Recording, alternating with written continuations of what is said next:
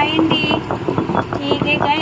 మా ఆయన మినపప్పు వడలు కాలుద్దామన్నాడు. అయినా వడలు కాలుద్దామంటే నేను గ్రైండర్కి వేస్తాను. నా గ్రైండరే వద్దన్నాడు, మిక్సీ వద్దన్నాడు.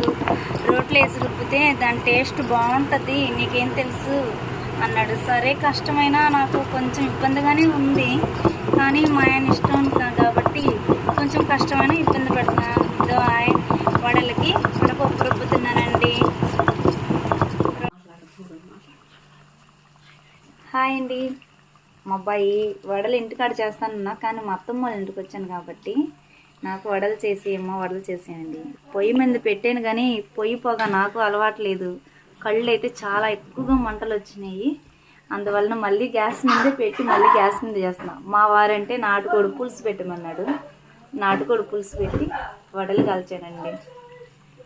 ఈరోజు మా పిన్ని వాళ్ళు వచ్చారు, అందరం కాల్చేకున్నాం, చేస్తా ఉన్నాం. హాయ్ అండి.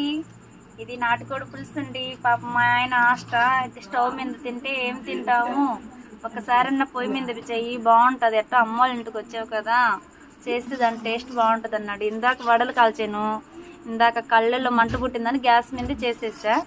కూర ఊరికి నాటుకోడి పులుసు కాబట్టి వడల్లోకి బాగుంటుంది అంటే పొయ్యి మీదైనా కళ్ళు మంట పుట్టినా పాప మా ఆయన టేస్ట్ కోసము తినాలనుకున్నాడు కాబట్టి చేస్తున్నానండి. హాయ్ అండి. ఇందాక వడలు అని చెప్పాను కదా, మా పెద్ద అబ్బాయి అయితే పెట్టగానే ఒక టేస్ట్ చూస్తానమ్మా పొయ్యి మీద ఎలా ఉంది, మన ఇంట్లో వండుకుంటే ఎలా ఉంది. Hi guys.